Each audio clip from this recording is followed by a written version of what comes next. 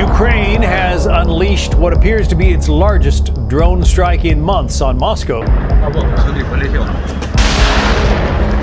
A Gazprom oil refinery in the Kapotnya district of Moscow, the facility supplying roughly 40% of the capital's domestic fuel, was destroyed last week by a single Ukrainian drone. That was not even the headline. Ukraine hit 46 confirmed high-value targets during a 48-hour retaliatory operation, reaching Moscow, Luhansk, Crimea, Kaspiysk, and multiple points in between. The Russian Defense Ministry, not Kyiv, not Western analysts, the Russian Defense Ministry itself, confirmed its forces shot down over 1,000 Ukrainian drones in a single day. 1,000. In air defense math, round numbers mean the operators stopped counting precisely somewhere around the point they started getting nervous. Moscow has 4 concentric rings of air defense: S-400s, Panzer batteries, Buk systems, the densest layered architecture outside Washington, D.C. Putin spent years and staggering resources building that system specifically so this city would never feel what the rest of Ukraine has felt for 4 years. It wasn't enough. Here's how Putin walked directly into this. What actually burned and why a Ukrainian drone commander wrote a message on the wing of a drone headed into Russian territory that may be the most coldly specific sentence of this entire war. Let's go back to where this started, because the retaliation didn't come from nowhere. On May 14th and 15th, Russia launched one of the largest combined strikes of the entire conflict. This wasn't just another overnight barrage. Over roughly 48 hours, Russian forces fired more than 3,000 attack drones, over 1,300 aerial-guided bombs, and 74 cruise missiles, all directed at Ukrainian cities, Ukrainian residential neighborhoods, Ukrainian civilians. In Kyiv, one of those missiles hit a 9-story apartment building. It wasn't a military target. It wasn't even close to one. 24 people died in that building. 3 of them were children, aged 12, 15, and 17. And that's not a rhetorical flourish. That's just what happened. By the end of the 48-hour window, Ukrainian casualty counts were running into the hundreds. Now, here's where the chessboard shifts, because the thing Russia miscalculated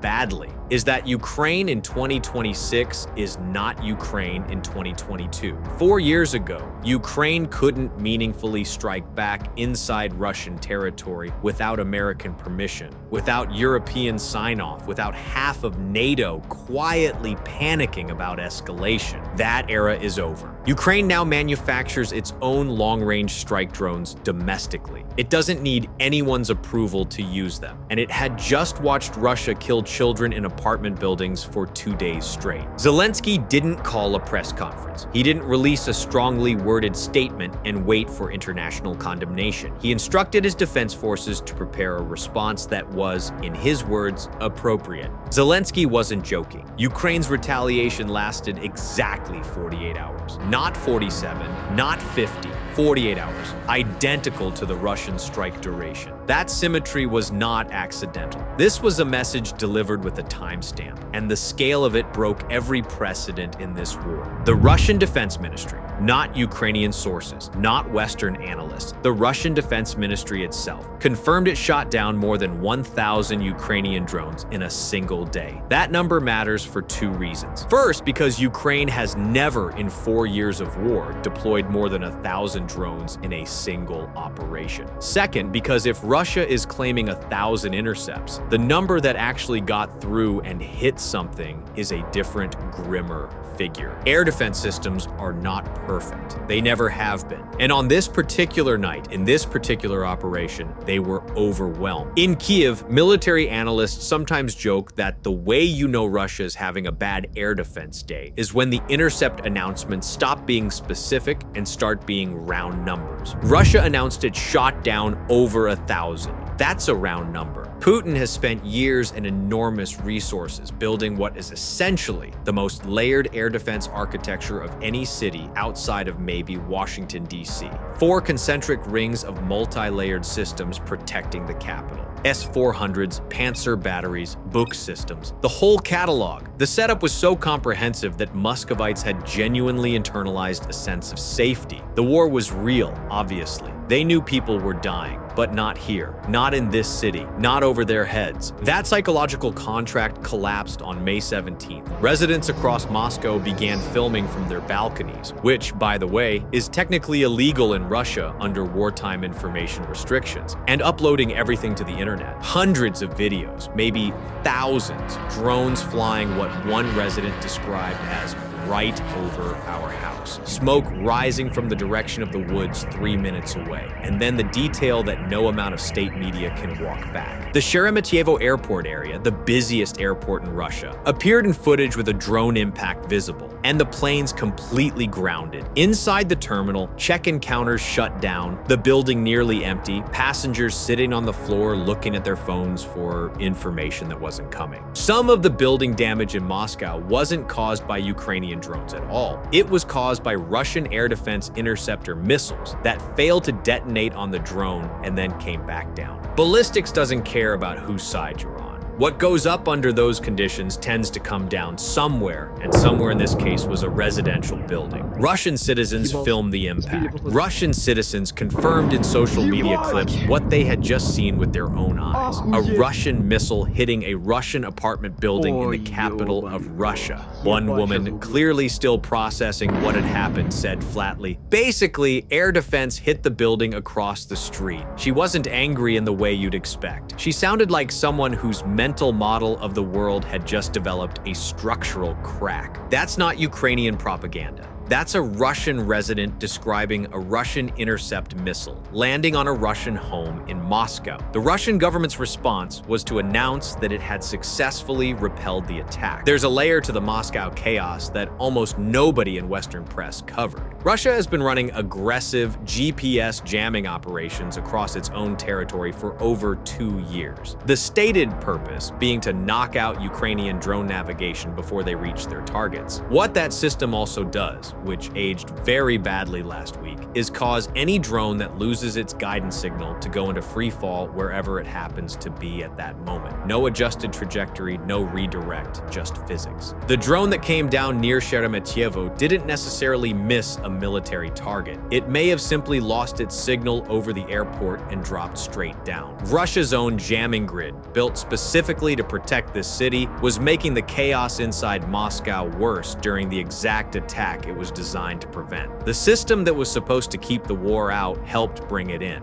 Outside Moscow, Ukraine's strike package was hitting targets across a huge geographic footprint. An FSB patrol ship was hit in Kaspiysk, an air defense installation in Luhansk, Black Sea Fleet communications infrastructure in Crimea, a fuel loading station in the village of Dnepruskoye. The fire was visible for miles. And that Gazprom refinery in the Kapotnya district of Moscow, which Ukraine's own forces confirmed was among 46 high-value Russian military and naval assets destroyed or seriously damaged during the operation. 46 targets. Moscow was burning. And for the people living inside that city, it was the first time the war had arrived at their door. The same war that had been arriving at Ukrainian doors for 4 years. Ukrainian forces also stated publicly that those 46 included military and naval infrastructure, not civilian sites, a pointed contrast to Russia's targeting choices 2 days earlier when it was putting missiles into 9-story apartment buildings in Kyiv. The footage coming out of Moscow that night sounded like nothing state television had prepared those people for. For 4 years, the war for most Muscovites existed somewhere else. Other cities, other people, state television after dinner. That changed last week. One Russian man filmed from his apartment at 4 in the morning, describing the buzzing sound of something passing directly over his building before the explosion. He said he was shaking under his blanket, fully dressed, unable to calm down. A Russian woman described running to the stairwell of her building with her neighbors, all of them hiding there because they didn't know where else to go. To be fair, hiding in the stairwell is also the standard Russian response to a broken elevator. So at least the muscle memory was there. Another resident, and this one has a dark irony to it, said she could hear planes taking off from Sheremetyevo and that this was actually reassuring to her. because it meant the airport was open, which meant things were calm. At that exact moment, the airport had been shut down for hours. This is not a minor detail. Ukrainians have been living in some version of that 4 a.m. terror for 1,500 days. What Moscow experienced on the night of May 17th was, at most, a fraction of what Kharkiv or Zaporizhzhia experiences on a regular Tuesday. Russia's war blogger ecosystem, like the pro-invasion Telegram channels with millions of followers, the people who cheered the initial advance, started cracking. One of the most widely read war bloggers inside Russia, a figure named Romanov, posted a statement that was openly sarcastic about the official government line. He described a Ukrainian drone hitting Azot, one of the largest chemical industry facilities in southern Russia, then quoted the regional governor's announcement that there had been no damage. He then wrote, "So trust the official sources. When your own propagandists start doing irony, you have a morale problem that artillery can't solve." The Russian state media, for its part, ran segments announcing that air defense had repelled one of the most massive Ukrainian drone raids of the entire special military operation. Refineries burning, factories burning, an oil facility processing 40% of Moscow's domestic fuel on fire. And the headline is, "We repelled it." Orwell wrote the manual. Russia just keeps following it. The state media anchor who read that segment with a straight face deserves some kind of award. Not a journalism award, just an award. On May 17th, the same day the Moscow strike concluded, Kremlin spokesman Dmitry Peskov announced that Russia was interested in restoring dialogue with Europe and Ukraine after months of dismissing negotiations, after years of military maximalism, after launching the largest drone and missile campaign of the war just 48 hours prior. Dialogue, suddenly, funny how that works. Russia fires 3,000 drones at Ukrainian apartment buildings on a Tuesday. By Saturday, Peskov wants to talk. The causality is left as an exercise for the viewer. Zelenskyy said, "Our response to Russia's prolongation of the war and its attacks on our cities and communities are entirely justified. This time, Ukrainian long-range strikes reached the Moscow region, and we are clearly telling the Russians their state must end its war." The distance from the Ukrainian border to Moscow is over 500 kilometers. That's roughly 300 miles. Russia's air defenses in the Moscow region are the densest concentration of layered systems anywhere in Russian-controlled territory, and Ukraine penetrated them. And then someone in the Ukrainian drone program did something no ministry press release could have scripted. The drone commander's message was written on the wing of a drone. It read, "A one-sided subscription to a peaceful life is canceled." That message was heading into Russian-controlled territory, which means at some point a Russian soldier or official was going to find that wing, or what was left of it, and read those words. It's either psychological operations at a very high level of craft, or it's someone with genuine black humor and a very good eye for symbolism. Possibly both. Zelenskyy put it slightly differently.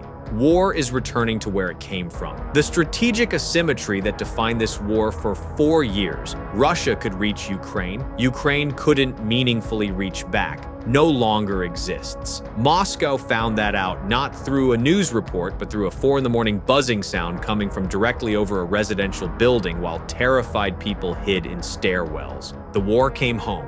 Putin built it. Ukraine delivered it. And somewhere in the Kremlin, the press department is drafting the statement that says they repelled the attack. If you're watching this on a channel that gives you the full picture without softening the edges, you're already subscribed. If you're not, now's the time. Every video on this channel is built the same way. No spin, no sanitizing, just exactly what happened and what it means. Hit subscribe.